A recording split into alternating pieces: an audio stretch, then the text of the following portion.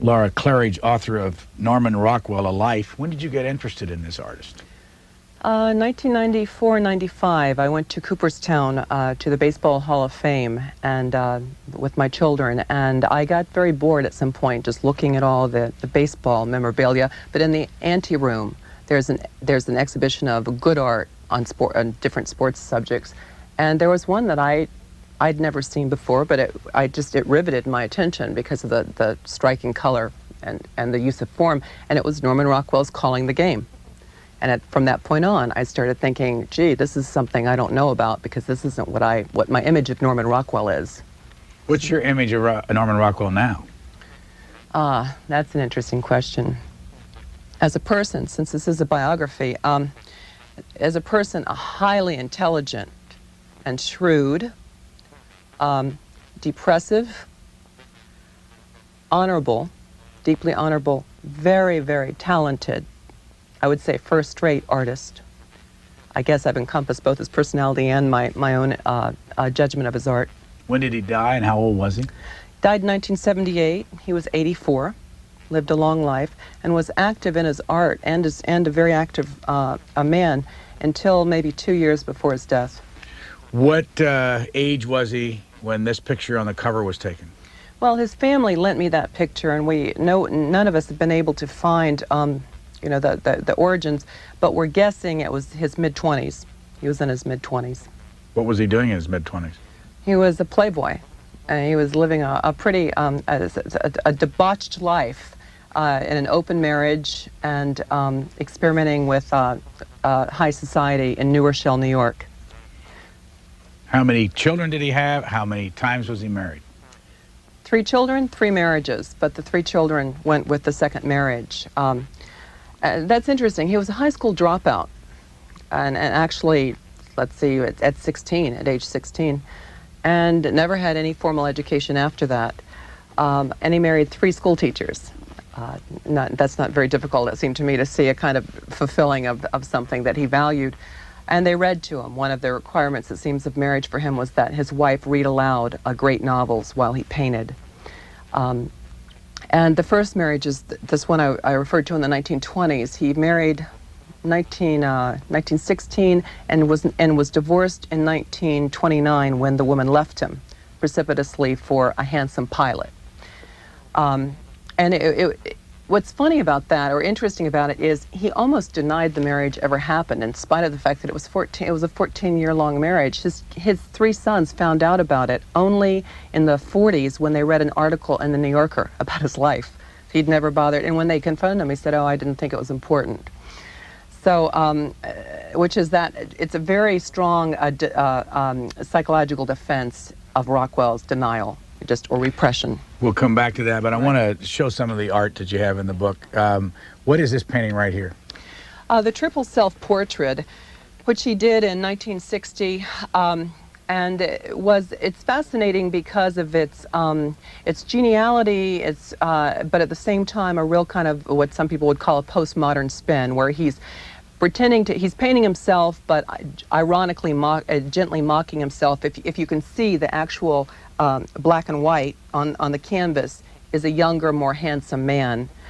He's looking, however, in the mirror as if he's copying what he's seeing, and the image that's reflected back in that mirror, to add yet another layer of ambiguity, is the eyes are whited out. What's that? Who are those folks up in the right-hand corner? There's Rembrandt. These are self-portraits, and it's important.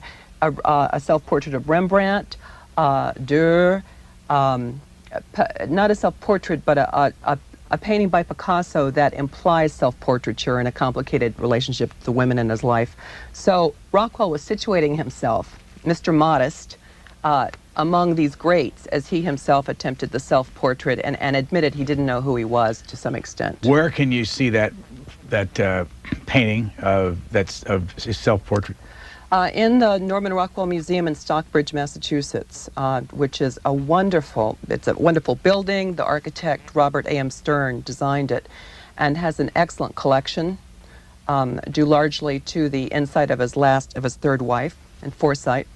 About, I guess from here, it's probably about a 7-hour drive from Washington, D.C.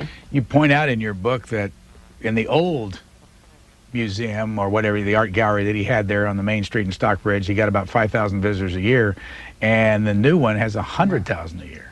Yes, and apparently going up, the figure's going up every year. How did Steven Spielberg get into this? I've heard two different stories, but the one I credit, I think more comfortably, Spielberg was in town and at the Red Lion Inn, and someone went up to him involved with the museum and said, we've heard you like Rockwell, and we're raising money for a new museum and would love for you to be involved, and arranged meetings, and it went from there. Spielberg does have a long time affection for Rockwell. Also have this painting that you see a lot of. Where is it located now? What is it? And when did we see it, in what publication? Well, this is an extraordinary painting that was done late. What's interesting to me is late in his career and life. Rockwell was in his, I would have been in his 70s just about by now. The problem we all live with, it's a representation of the of Ruby Bridges having to go to school when the South was being desegregated, and that painting is now at the museum also. But it was done for Look magazine. But what I find extraordinary is that it represents this very strong liberal political desire to paint what was happening in the world, that Rockwell was willing to go in that direction fairly late for an artist. I mean, to start a very new direction in his work. You point out in your book that he voted for Norman Thomas, yes, the socialist candidate in 1948. Was he very political himself? No, well, he was vociferous in announcing to everyone around him that he was not a political man, and that was to get out of all the different requests to endorse so-and-so, and also he didn't want to alienate his audience by saying the wrong choice, the wrong person. But, you know, that question interests me, what it means to be political. He was not overtly political. He was, however, a man of very deep convictions, so my own answer would be, at heart, yes. His children, his three sons, would quickly say to me, but don't forget, he was avowedly apolitical, except for occasional endorsements. He loved Ike for the first term, and then afterwards he said he had been a little disappointed in him the second time. He disliked Nixon. So he would make those kinds of statements, sotto voce or to friends, but that was about it. You point out in the book that at one point he had a dinner with Eisenhower, General Eisenhower. Yes. Where was that, and what impact did that have on him? Well, he was invited to what he called a stag dinner that apparently President Eisenhower gave to get a little bit of freedom or free room to be himself with men he liked. And he, after Rockwell painted his portrait, and the two hit it off, then sometime later Rockwell got an invitation in the mail to one of these stag dinners in Washington, and he came. He enjoyed it immensely, and spoke of it fondly in years afterwards. But what's interesting to me is he was so nervous, and by this time he was well established and well loved, and certainly a cosmopolitan and a world traveler, but he had to take tranquilizers to get through the dinner. And he was, and his tuxedo didn't fit, and nothing was right. So I've always taken that as a sign, all of this as a sign that he deeply respected Eisenhower, to care that much for his opinion of how Rockwell conducted himself or looked during that dinner. This painting of Willie Gillis in church, yes. 1942. Yes. During World War II, Rockwell was very interested in providing well to the war effort, what we would call wartime propaganda pictures, and that's not necessarily a pejorative, and it was just used descriptively at the time. He had been a bit young to participate in World War II, and also there were illustrators they were just ahead of him, you know, James Montgomery Flagg and Leyendecker. So at this time it was Rockwell's turn, is how he saw it. And what I find interesting about the Willie Gillis picture, that one particularly, he did 11 Willie Gillis pictures. And his take, instead of showing the glamorous, handsome man that Leyendecker used for World War I, he showed this kind of every boy next door, the shock of red hair, in this case neatly combed. And in this picture, sitting somberly in church as if, we don't know if he's attending a funeral or if this is simply a wartime church service, but there's a quietness about it that's one of Rockwell's attempts to convey the seriousness of war. You say, though, when he was asked by the Marines to do some work in Vietnam, he said no. Why? Well, that was during the Vietnam War, and he never regretted supporting and contributing so heavily to the World War II cause, and he was a major raiser of money for the Office of War Information and the Treasury Department. But by the Vietnam War, not only had he married someone who brought out his most liberal tendencies, a New England schoolteacher, but he himself was so anti-violence, it had been all his life, that the ambivalence that many people that he trusted felt towards the Vietnam War gave him pause. So that by the time he had to confront whether he was willing to contribute to the wartime propaganda, pictorial wartime propaganda for that war, he wasn't convinced it was the right thing. So finally, because he was in the end a very honorable person, he just said, I'm not the right man for this. When was he the most popular? I guess the 1950s, although I say that with some hesitation because what surprised me in the research for this book was how popular from the beginning of his career. I'm talking by 1920, when he was only 26 years old. He had made his fortune, or was certainly on the way to making it. He was well known. The press on him is voluminous. So this is a man who was famous throughout throughout a good 4 decades. You have this painting that says in the cut line that was 1916? Yes. Can you imagine that? At age 20, barely, maybe he was even 19, he did his first cover for the Saturday Evening Post, the first of what would be 322, which is an extraordinary feat. That was the plum assignment to get the cover of the Saturday Evening Post then. Why the Saturday Evening Post? And you know, it's now still around, and I think they even still call it the Curtis Publishing Company, based in Indianapolis, but it's a monthly, and it doesn't have anything close to the circulation it used to have. Well, you mean, why did he choose the Post, or why was it so viable then? How did that work out, and what happened to the, you know, at what time was it a prominent magazine? Right. And what happened to it? Around the time that Rockwell was born in 1896, the Post had been struggling, and it had actually started out as Benjamin Franklin's Gazette, Pennsylvania Gazette, back in the 1700s. And at this point, when Rockwell was born, it was struggling for its very existence, and Cyrus Curtis brought in someone else, George Horace Lorimer, who took it over and revitalized it. Where was it based? It was based in Philadelphia at this point. So it's important because it's about 100 miles away from where Rockwell was born and growing up in New York City, by the way. He was a New York City boy, which many people don't realize. This was going on, and the Post started, it tried to combine a kind of urbanism with a real solid, this is what it means to be American. And George Horace Lorimer saw as his mandate the idea of unifying an America that was, at that point, at the turn of the century, 70% of the children in New York City had foreign-born parents, which is an extraordinary figure. So Lorimer believed, and some people later accused him of isolationism as a result, that we ought to have a magazine that showed us what it was to unify and be a national consciousness. It wasn't that long after the Civil War, don't forget, when you really think about it. 300 and how many covers? 322. How often was that consecutive weeks?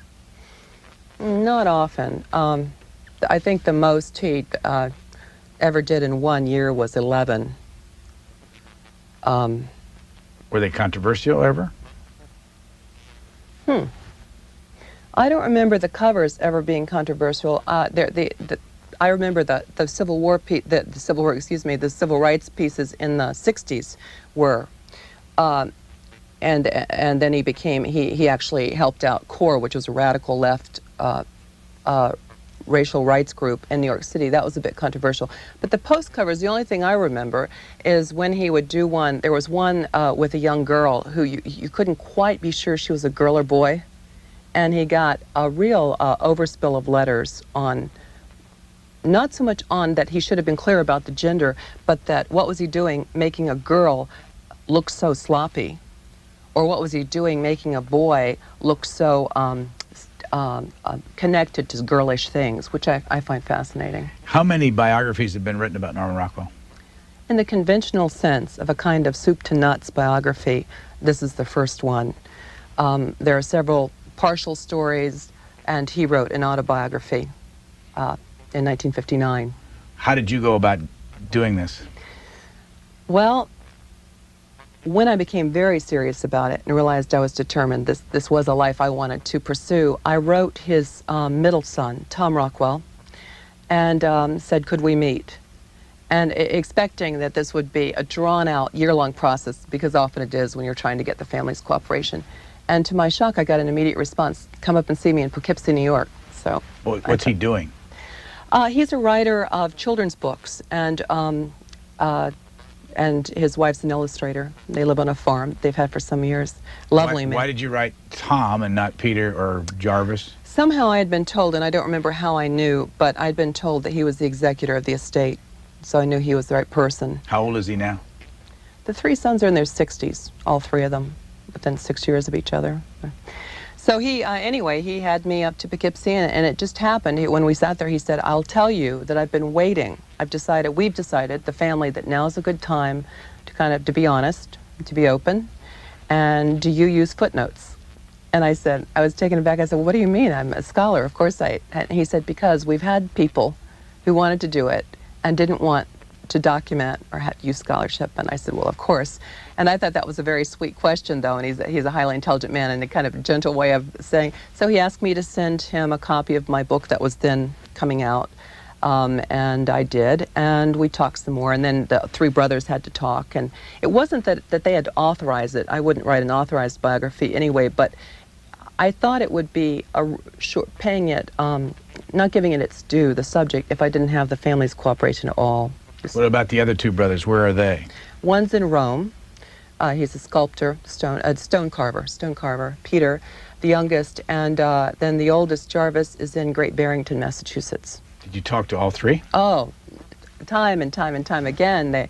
In fact, it was wonderful. I got to go to Tuscany and spend part of a summer with Peter and his wife, and I had thought, gee, this is one book that will keep me right in the Northeast. Unfortunately, I won't get to travel, but who would guess? And Great Barrington, Jarvis, they were all so open to meeting me wherever and whenever I needed. I think you mentioned from time to time he had a journal of some kind. That he did, or that I did? Norman Rockwell. Yes, he did. And this was a little find.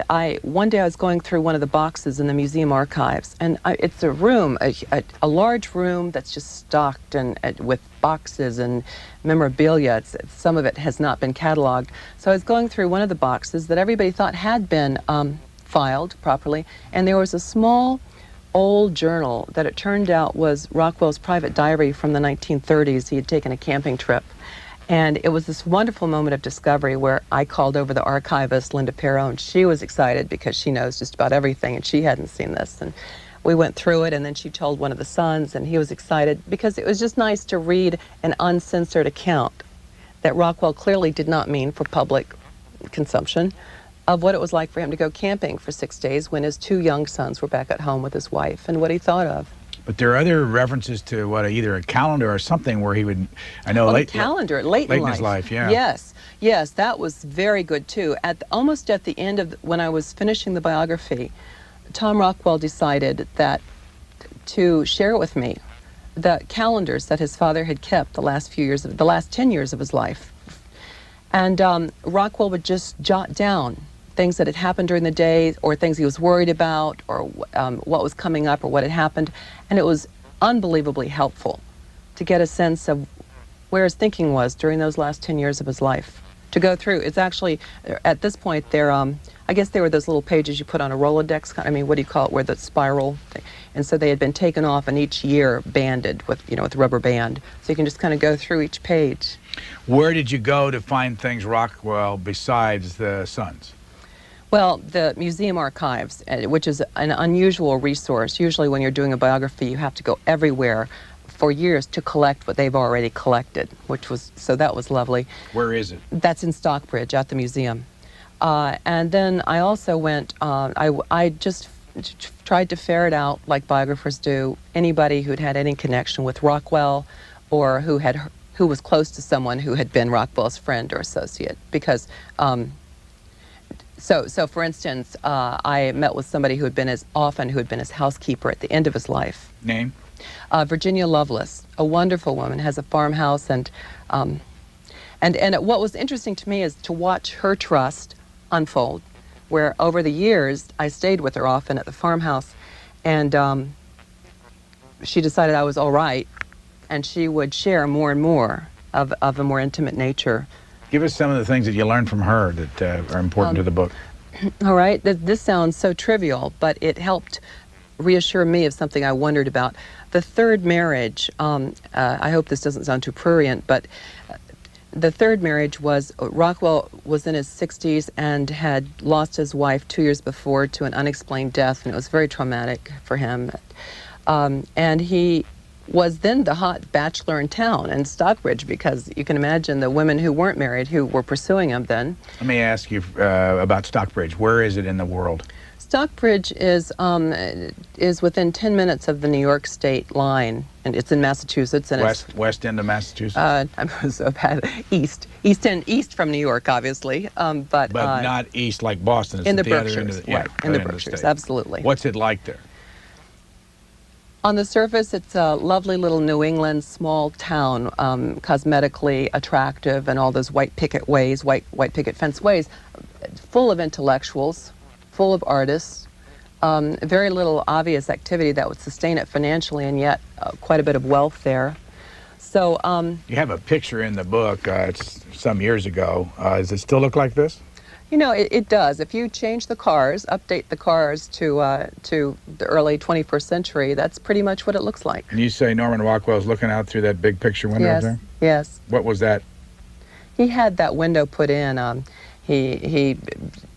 When he moved to Stockbridge, he actually had a studio. That was the studio, and he created it above a butcher shop. And he needed good northern light, so he had the front knocked out and that glass put in.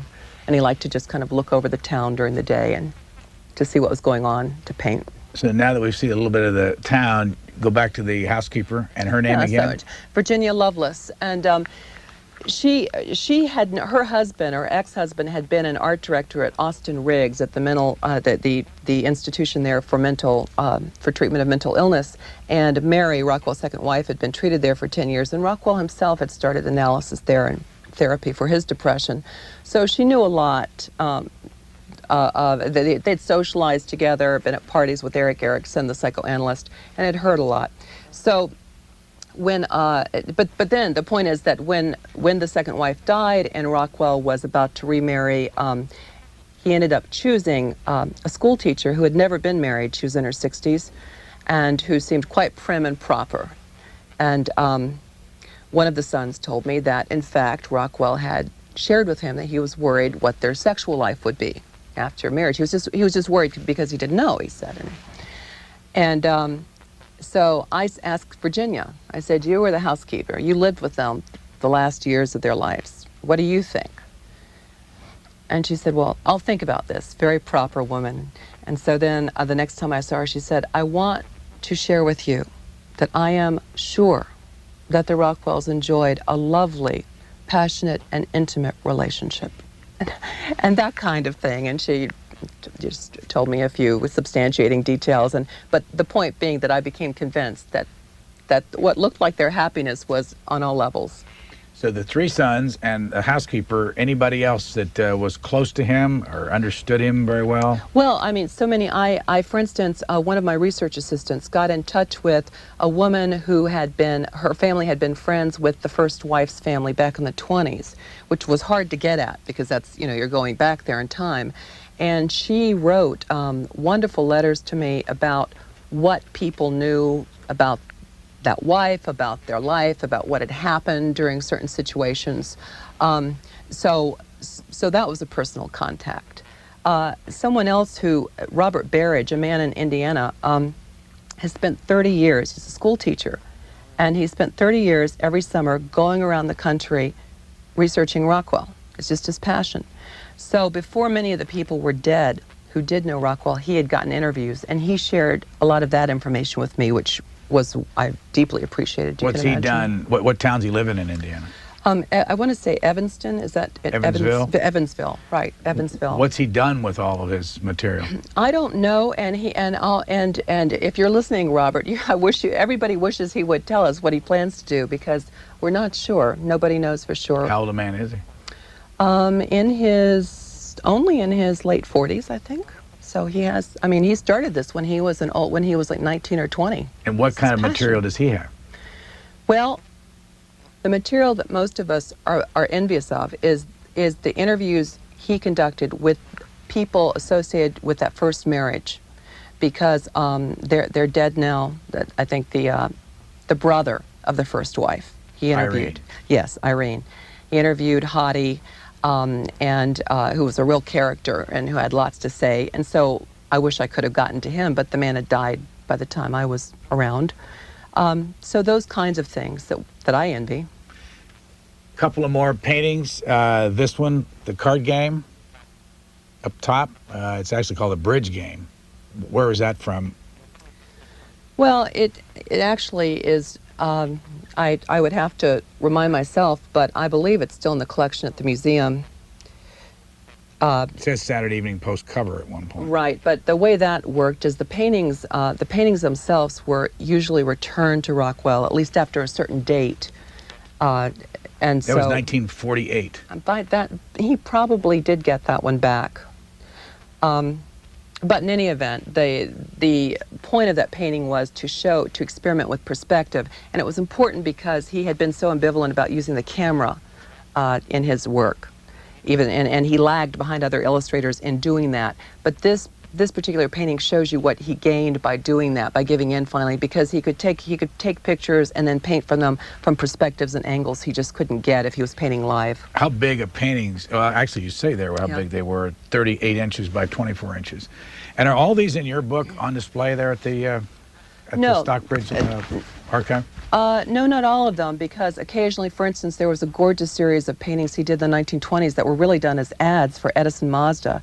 But at this time, people like Maxfield Parrish were doing, he and Rockwell were doing these ads to show light as a new, the importance of light, of electric light. And they're beautiful paintings that stand on their own as art, but the General Electric owns that whole series, for instance, of 20 paintings. What book is this for you? Well, it depends upon how you count, which life. In my life as an academic, if I count that, this would be my fourth book. If as writing for a public that's not just in the academies, it would be my second. Where were you an academic, or are you still doing that? No, I'm not still doing it. The U.S. Naval Academy. I finished my PhD in 86, I think it was, and taught there for 10 or 11 years as a professor of English, very enjoyably. Why the academy? Let's see. At the time, the dictates of my husband entered into it, and to where he needed to be in Washington. And so the job offers I got, I had to kind of think what would go best. And I was very happy to get that particular job offer because the faculty there has a good reputation. Where did you grow up? Clearwater, Florida, near the beach. How long did you stay there? I grew up there till I would stay till I was 18 or 19. I'm a Florida girl. And then went to college where? Florida State for my undergraduate degree, and then ended up doing my PhD back here at University of Maryland. What's your PhD in? British Romanticism and literary theory, kind of 20th century philosophy for Lit Crit. Now, is this book the second book for commercial consumption, or the third? Yes, it's the second one. I did a biography of an Art Deco painter, Tamara de Lempicka, and A Life of Deco and Decadence before this one, and she's kind of the opposite extreme, you know, the glitz and glitter and glamour. What was the hardest thing about this book? Deciding what my attitude was towards Rockwell, both as a person and a painter. I vacillated. I started being dubious. I mean, I started out, I was somewhat dubious. Then I had this kind of epiphany where I so appreciated him. It was a love affair, love fest. And then I went to the other extreme again, and then I had to step back and say, wait a minute, you know, what's the proper attitude towards one's subject as a biographer, and how can I best serve him and the project? What caused the fluctuation? I think it's something, I want to say it's something in his personality, because he did it with his kids, he did it with anybody who got very close to him. He was a master at creating desire. And I would even use the word manipulating that relationship, so that he invites proximity and intimacy, and you get close, and then you realize that that's as far as it's going to be allowed. And so then there's this kind of coldness. And I think that it took me a while to understand that dynamic, even though his oldest son had been expressing that to me in different words. You know, at least 4 or 5 visits, for 4 or 5 visits worth. He kept talking about that. When I would say, tell me what it's like growing up, he tried to say that. And and I'd go away disgusted, saying, come on, you're sounding like a victim, and this was a good father. And then I'd go back the next time and say, so you were a real victim. And he'd say, no, no, no. I mean, I wouldn't say that. So I think it was a dynamic in Rockwell's personality that... Why did you get this from, and who's the oldest son? Jarvis. Why did you get it from Jarvis and not the other 2? Well, that's an interesting question, too. All the 3 sons are so different in personalities. I mean, more even, I think, than most siblings were. And Jarvis is the oldest. Had a particularly, I think, vexed relationship with his parents. Probably played out a lot of what Rockwell played out with his parents and so forth. You know, it's all kind of fell upon the firstborn son. When you talk about Jarvis, there is a photograph of him here, and where was that taken? That was in one of Rockwell's studios when he was using one of his children, Jarvis in this case, as a model. He did this often, that the kids modeled for him. And he posed, if you see, he would show the pose he wanted for the model to take. He was a great ham actor. It's always said he wanted to be an actor if that had been given him as a choice. So Jarvis was modeling for him. And when do you think he began to see a problem with his father? Early on. He says one of his strongest memories is when he was 7 years old, and he and his father were walking around a reservoir, and he thought at that point that his father was going to open up to him. Now, I find this a little hard to believe that at 7 this kind of thing would be taking place, but Jarvis swears that he's correct on this, and that as they were walking around the reservoir, and just as he felt his father start to open up, whatever that means, he pulled back. And Jarvis says he realized at that moment that it was never going to be different. What about the other 2 sons? What kind of relationships did they have? The youngest, Peter, I think was the closest to his mother, you know, the baby, and his mother was spending the lavishing attention on him. And so in one sense, probably the least complicated relationship with his father. I think they were friends and not particularly close, but the middle son, Tom, my guess would be, was the closest to Rockwell and was the most like him. He was a writer, and his father asked him to help him with the autobiography, and just being around him, I get the sense of the humor and the irony, which was very much part of Norman Rockwell's humor, sense of humor, and the kind of mind. I think that Tom might have been the closest of the 3. Was it difficult or expensive to get the rights for a lot of the paintings that you have in your book? Well, it was not difficult or expensive, because the vast majority of them are copyrighted by the family. In other words, the family was very generous about cooperating. And so it was not a problem. It would have been a problem, I think, to get... I didn't use covers from the Saturday Evening Post as covers. If you notice, the logos aren't there. I used the artwork, the paintings. That, I understand, is a different issue, that the Saturday Evening Post is not as forthcoming. We're looking at some of the paintings on here. What's the black and white at the bottom? That was a story illustration that I found fascinating, because I think it preceded by just a year or so the movie Wizard of Oz. And if you notice, if you know that movie at all, when the awakening scene where Dorothy is back at her aunts and uncles, the Tin Man and Scarecrow, I think that movie took those personalities directly from this painting. if you can actually match them, the Tin Man and the Scarecrow and so forth. But it was for a story. I think, what is it, the Peach? It depends upon what title it was given when it was used different titles. But Yeah, the it's Peach, Peach. yeah, Peach. What about the one right above that, where the woman's sitting on the bench? Yeah, again, another story illustration that was early in Rockwell's career, and I thought beautifully painted. The oils and the color. The tonal variation there, as well as the dramatic use of space, I thought was a particularly nice example of those values. And then up top there is the checkers game? Yeah, that's actually Jarvis's favorite painting, and I was happy to hear that because it's possibly mine too. That painting is the color, it's impossible to describe. It's the values and saturation, the yellowness of the yellow and the scarlet of the red, as well as the folds of the clown's costume. Again, an illustration for a magazine. Have you had any reaction from the family on the book? They've read the introduction only, and they all three were characteristic. They all three were positive. And Jarvis, though, was, wow, I'm really interested in this. I can't wait to read this book. And I actually opened the book then, the next chapter, with a story about him, basically. So I hope he retains his enthusiasm once he reads it. But I got the sense from the sons that they felt I'd been fair. I'm sure they don't agree with all my assessments, but... But you do get fairly intimate. Yes, I do. And do you think they'll have the same reaction when they read all the gory details? And what I mean by that, all the personal relationships between the wives and all that? The reason I think they'll be comfortable with it is we worked out a lot of their discomfort in person. I'm not good as an interviewer. I don't like to go there either.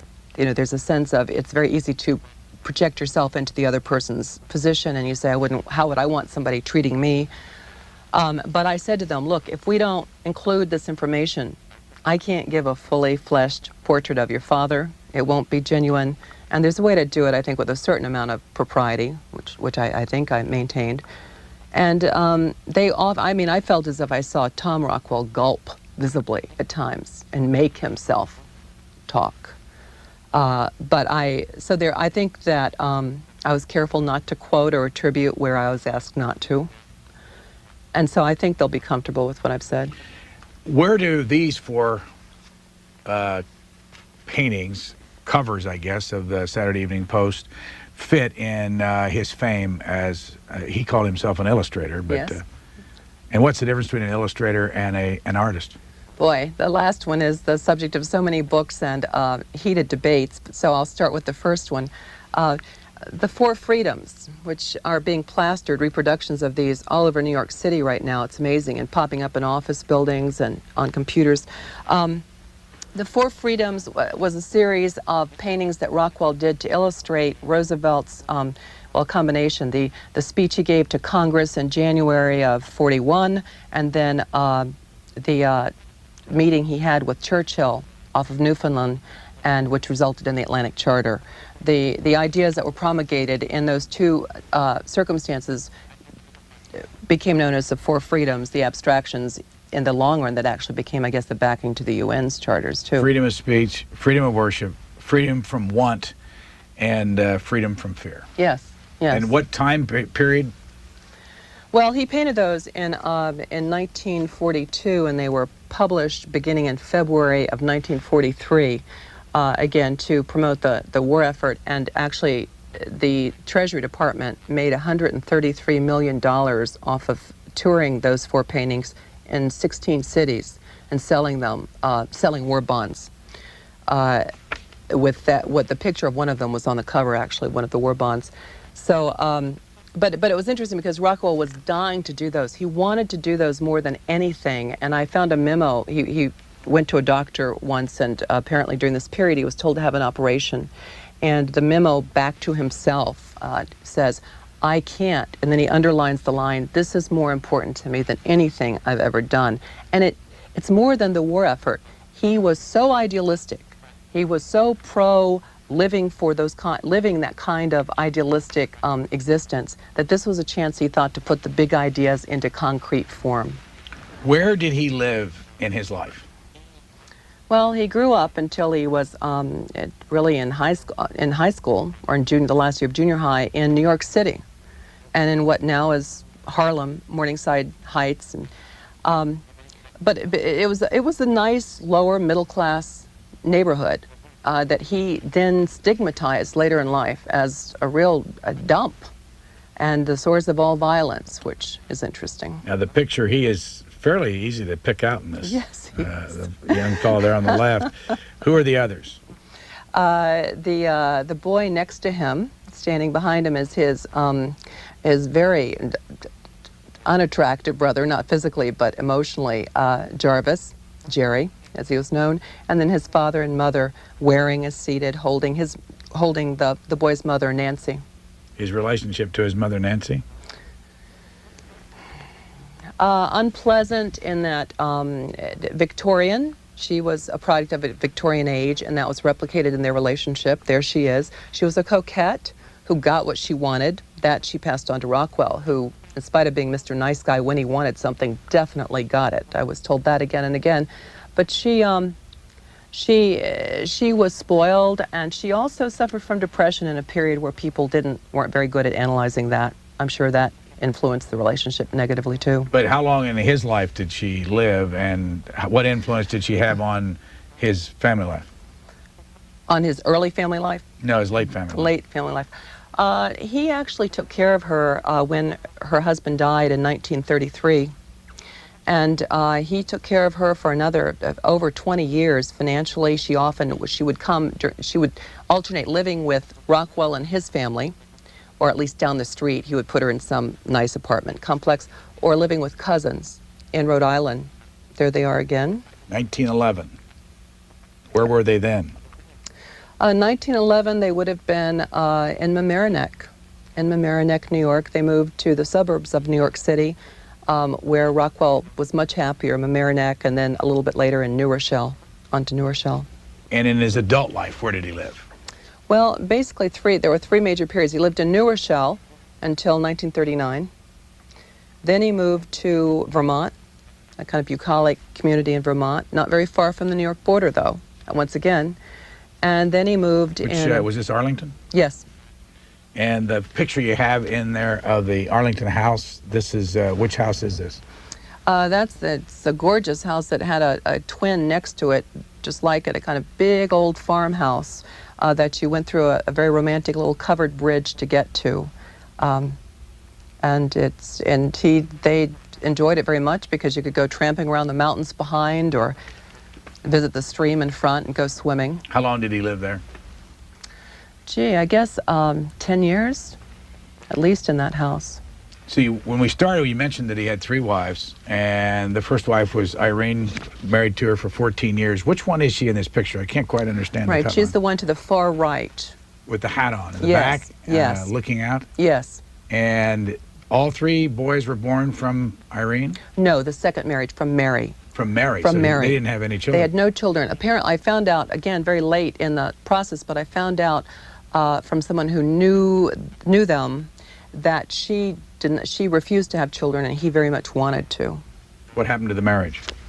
Well, that's the marriage that she ran off with, embarrassed him very much, ran off with the brother of good friends of theirs, the New Rochelle various socialites that kind of had set him up. The socialites took him to Europe, and while they were gone, one of the couple, the woman of the pair, her brother, took Irene away, and for them to, I guess, consummate their affair. And when Rockwell got back, Irene notified him she wanted a divorce. It was very public because he was so well known and humiliating for him. What happened to him then? What did he do? He was very discouraged and depressed, and he left New Rochelle for a couple months and moved back to New York City, the city he supposedly hated so much he kept returning to, and holed up in a hotel and gave parties and tried to kind of find himself. Then went out to California after about 3 months and met and married within weeks his second wife, Mary Barstow. Up there in the top left, and there she is where they're seated, and then finally down at the bottom with their son Jarvis. Right.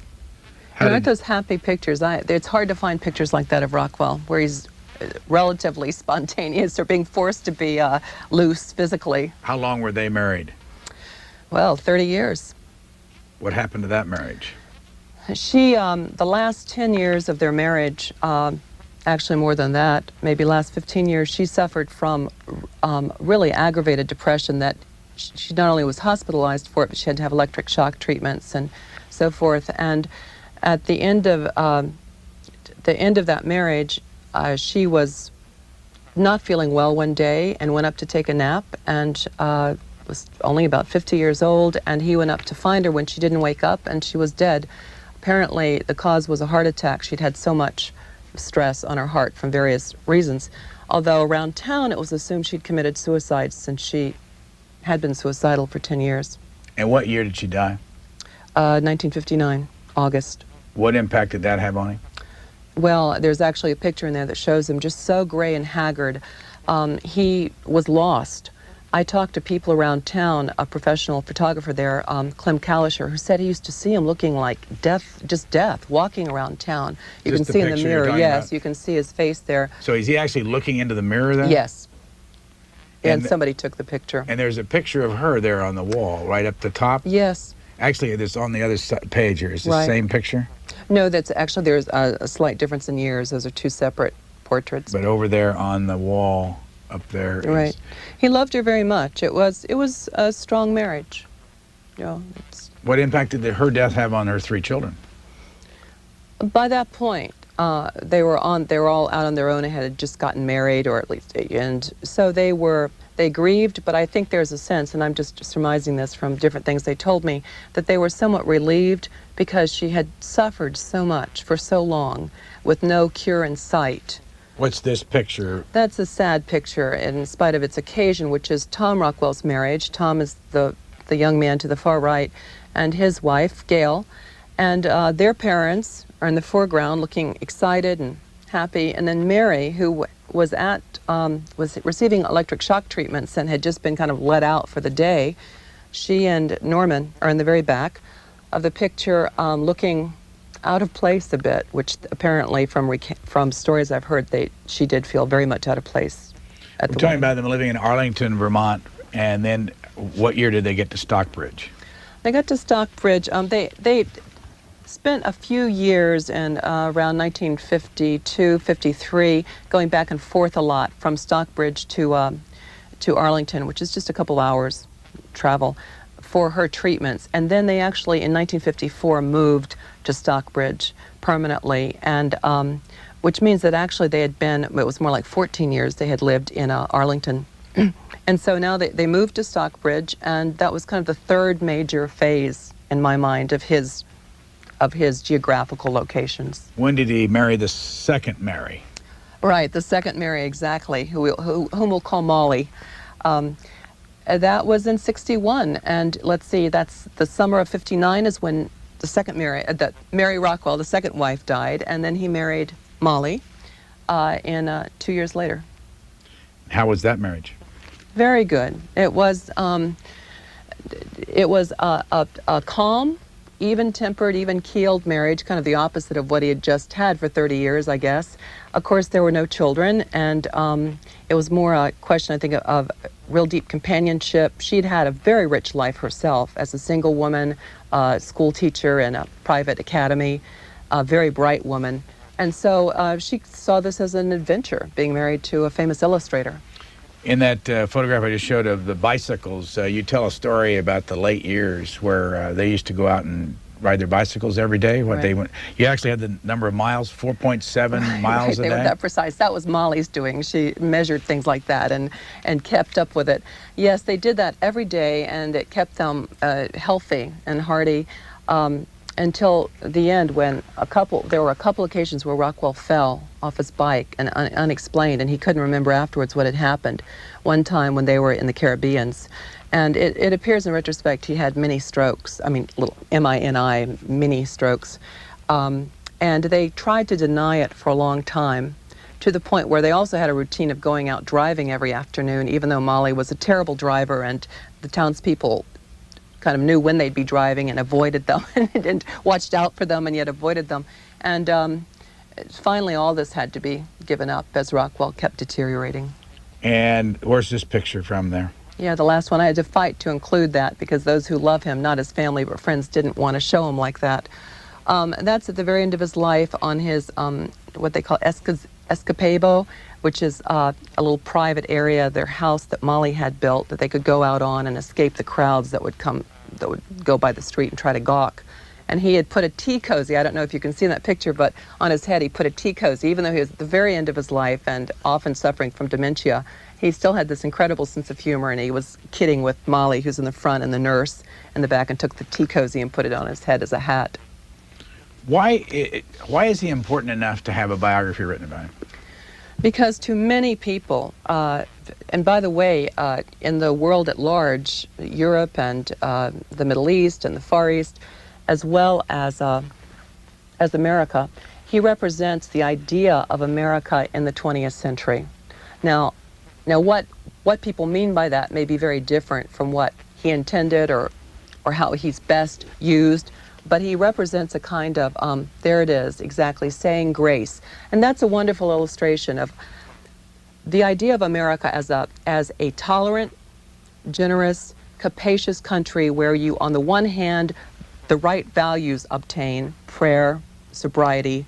On the other hand, room for people who may not share those values and who nonetheless can be invited in. If you notice at the corner of that picture, there are actually slivers of people. There's somebody looking in that's deliberately not fully captured, as if to invite the audience into that painting. 1951. On the other page is this, the art critic. And his son didn't like this. No, his son, in fact, none of his sons like it because it's so fraught with meaning. The woman in the portrait on the wall, the model for that was Mary Rockwell when she was ill with the depression. Their mother. Their mother. And the boy, the art critic himself, is Jarvis. He was used as the model. And then the group portrait on the other side, the Dutch fathers, represented a tremendous kind of matrix of influences in Rockwell's life, both his ancestral painterly antecedents, Rembrandt, Hals, but also his own father, who was very interested in Dutch art. Why didn't they like this?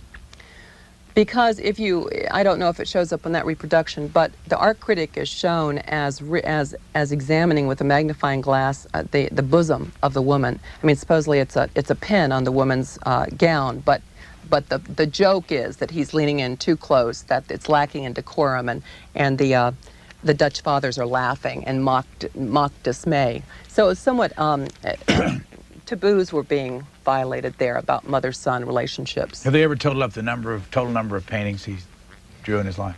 No, but a rough figure is that he did over 4,000 pieces, which would include ads and portraits and Saturday Evening Post covers. How much was he worth when he died?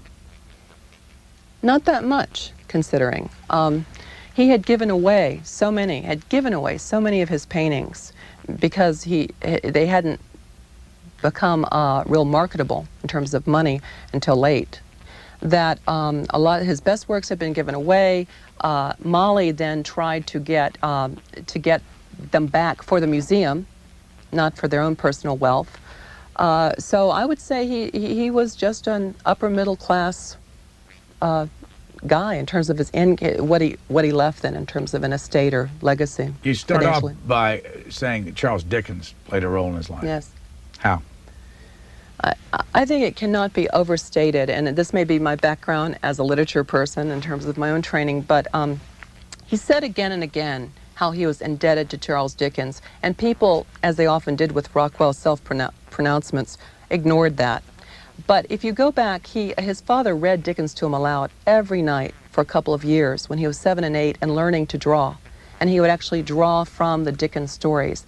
But even more important is that his view of life, and he says this very quietly but seriously a couple times in his autobiography, I was taught how to view the world through Dickens, including an insatiable curiosity.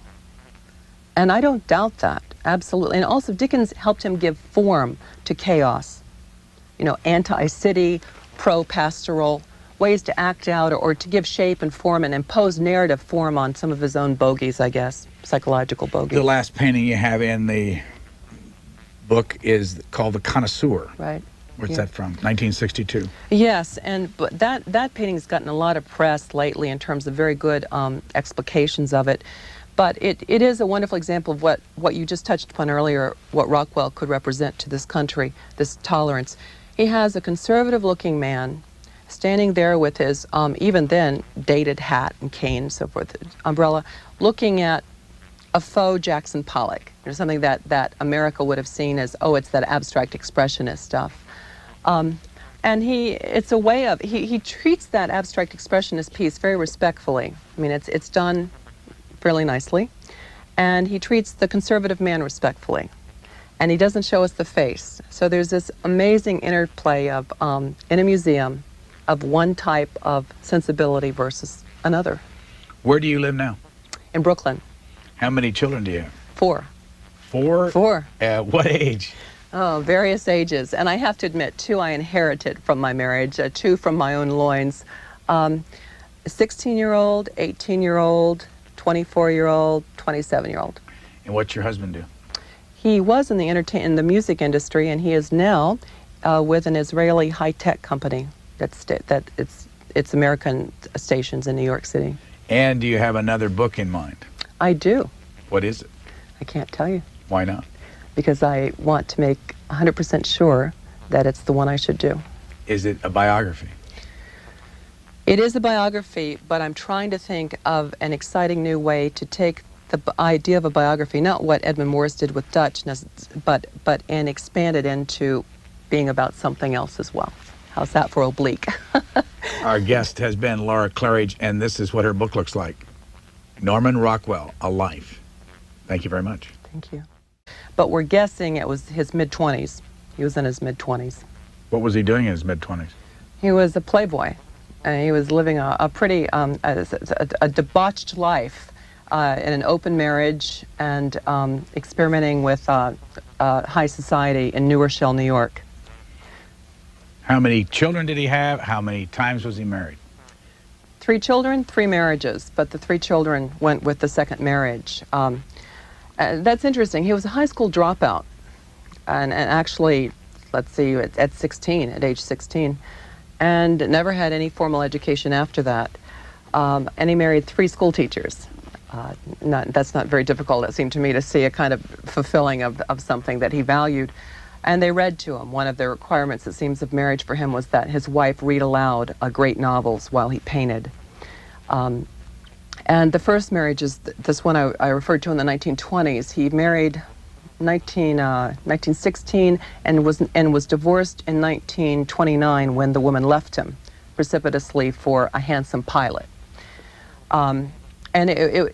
What's funny about that, or interesting about it, is he almost denied the marriage ever happened, in spite of the fact that it was a 14-year-long marriage. His 3 sons found out about it only in the 40s when they read an article in the New Yorker about his life. He'd never bothered, and when they confronted him, he said, "Oh, I didn't think it was important." So, which is that it's a very strong psychological defense of Rockwell's denial, or repression. We'll come back to that, but I want to show some of the art that you have in the book. What is this painting right here? The triple self-portrait, which he did in 1960, and it's fascinating because of its geniality, but at the same time a real kind of what some people would call a postmodern spin, where he's he's painting himself, but ironically, gently mocking himself. If you can see the actual black and white on the canvas is a younger, more handsome man. He's looking, however, in the mirror as if he's copying what he's seeing, and the image that's reflected back in that mirror, to add yet another layer of ambiguity, is the eyes are whited out. What's that? Who are those folks up in the right-hand corner? There's Rembrandt. These are self-portraits, and it's important. A self-portrait of Rembrandt, Durer, not a self-portrait, but a painting by Picasso that implies self-portraiture in a complicated relationship with the women in his life. So Rockwell was situating himself, Mr. Modest, among these greats, as he himself attempted the self-portrait and admitted he didn't know who he was to some extent. Where can you see that painting that's of his self-portrait? In the Norman Rockwell Museum in Stockbridge, Massachusetts, which is it's a wonderful building. The architect, Robert A.M. Stern, designed it. Laura Claridge, author of Norman Rockwell, A Life. When did you get interested in this artist? 1994-95, I went to Cooperstown to the Baseball Hall of Fame and with my children, and I got very bored at some point just looking at all the baseball memorabilia. But in the ante-room, there's an exhibition of good art on different sports subjects, and there was one that I'd never seen before, but it riveted my attention because of the striking color and the use of form, and it was Norman Rockwell's Calling the Game. And from that point on, I started thinking, gee, this is something I don't know about, because this isn't what my image of Norman Rockwell is. What's your image of Norman Rockwell now? That's an interesting question. As a person, since this is a biography, as a person, a highly intelligent and shrewd, depressive, honorable, deeply honorable, very, very talented, I would say first-rate artist.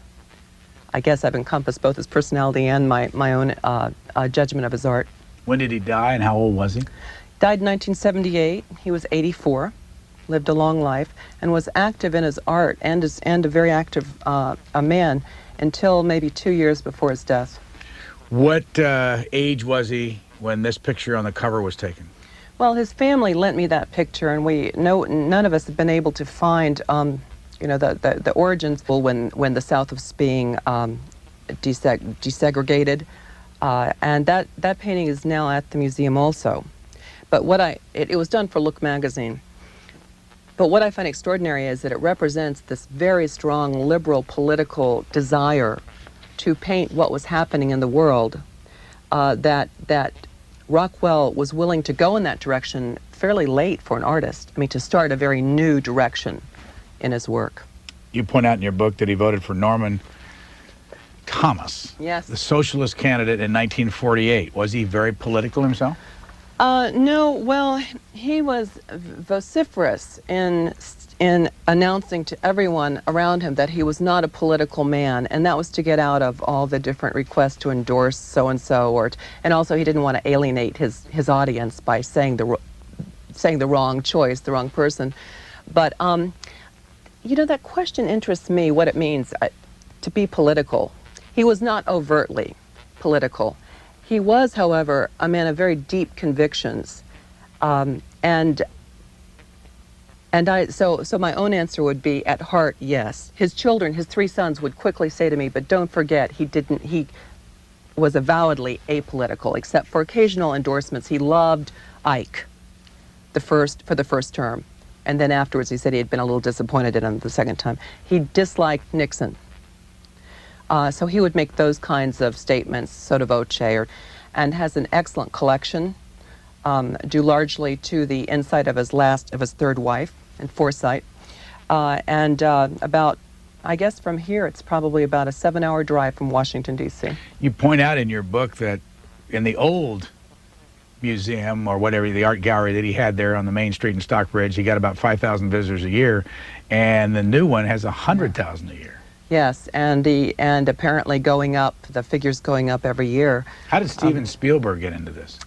I've heard 2 different stories, but the one I credit, I think more comfortably, Spielberg was in town and at the Red Lion Inn, and someone went up to him involved with the museum and said, we've heard you like Rockwell, and we're raising money for a new museum and would love for you to be involved, and arranged meetings, and it went from there. Spielberg does have a long time affection for Rockwell. Also have this painting that you see a lot of. Where is it located now? What is it? And when did we see it, in what publication? Well, this is an extraordinary painting that was done late. What's interesting to me is late in his career and life. Rockwell was I would have been in his 70s just about by now. The problem we all live with it's a representation of the of Ruby Bridges having to go to school.